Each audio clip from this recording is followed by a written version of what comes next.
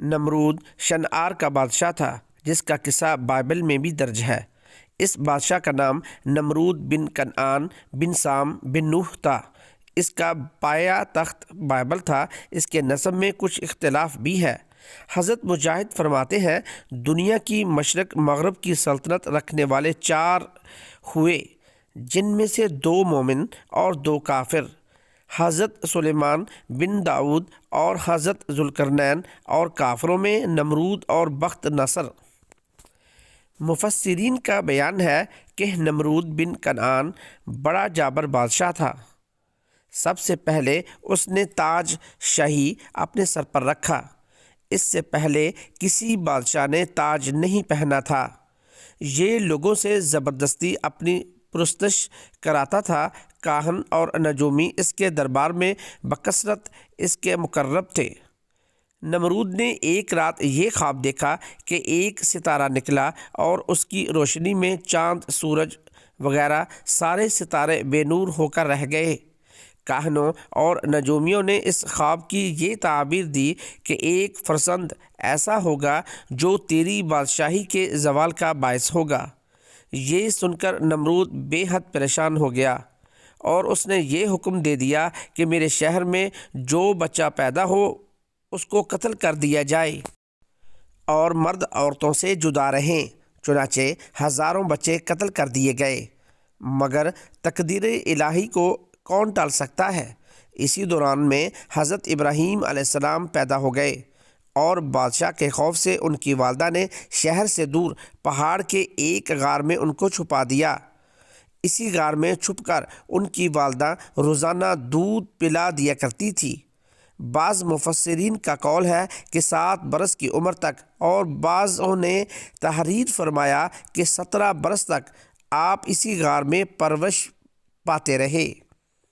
حضرت ابراہیم علیہ السلام کا توکل روایت ہے کہ جب نمرود نے اپنی ساری قوم کے روبرو حضرت ابراہیم علیہ السلام کو آگ میں پھینک دیا تو زمین و آسمان کی تمام مخلوقات چیخ مار مار کر بارگاہ خداوندی میں عرض کرنے لگیں کہ خداوند تیرے خلیل آگ میں ڈالے جا رہے ہیں، اور ان کے سوا زمین میں کوئی اور انسان تیری توحید کا علمبردار اور تیرا پرستار نہیں، لہٰذا تو ہمیں اجازت دے کہ ہم ان کی امداد نصرت کریں۔ تو اللہ تعالیٰ نے فرمایا کہ ابراہیم میرے خلیل ہیں اور میں ان کا معبود ہوں۔ تو اگر حضرت ابراہیم تم سبوں سے فریاد کر کے مدد طلب کریں تو میری اجازت ہے کہ سب ان کی مدد کرو، اور اگر وہ میرے سوا کسی اور سے کوئی مدد طلب نہ کریں تو تم سب سن لو کہ میں ان کا دوست اور حامی مددگار ہوں، لہٰذا تم اب ان کا معاملہ میرے اوپر چھوڑ دو۔ اس کے بعد آپ کے پاس پانی کا فرشتہ آیا اور کہا کہ اگر آپ فرمائیں تو میں پانی برسا کر اس آگ کو بجھا دوں۔ پھر ہوا کا فرشتہ حاضر ہوا اور اس نے کہا کہ اگر آپ کا حکم ہو تو میں زبردست آندھی چلا کر اس آگ کو اڑا دوں۔ تو آپ نے ان دونوں فرشتوں سے فرمایا کہ مجھے تم لوگوں کی کوئی ضرورت نہیں، مجھ کو میرا اللہ کافی ہے، اور وہی میرا بہترین کارساز ہے۔ وہی جب چاہے گا اور جس طرح اس کی مرضی ہوگی میری مدد فرمائے گا۔ کون سی دعا پڑھ کر آپ آگ میں گئے؟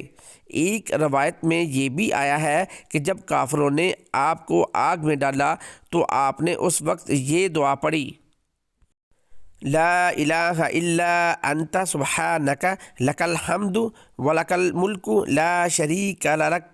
اور جب آپ آگ کے شعلوں میں داخل ہو گئے تو حضرت جبرائیل علیہ السلام تشریف لائے اور کہا کہ اے خلیل اللہ، کیا آپ کو کوئی حاجت ہے؟ تو آپ نے فرمایا کہ تم سے کوئی حاجت نہیں ہے۔ تو حضرت جبرائیل علیہ السلام نے کہا کہ پھر خدا ہی سے اپنی حاجت عرض کیجئے۔ تو آپ نے جواب دیا کہ وہ میرے حال کو خوب جانتا ہے، لہٰذا مجھے اس سے سوال کرنے کی کوئی ضرورت ہی نہیں ہے۔ اس وقت حضرت ابراہیم علیہ السلام کی عمر شریف 16 یا 20 برس کی تھی۔ آپ کتنی دیر تک آگ میں رہے؟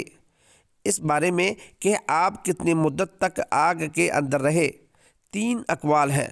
بعض مفسرین کا قول ہے کہ 7 دنوں تک، آپ آگ کے شعلوں میں رہے، اور بعض نے یہ تحریر کیا ہے کہ 40 دن رہے، اور بعض کہتے ہیں کہ 50 دن تک آپ آگ میں رہے۔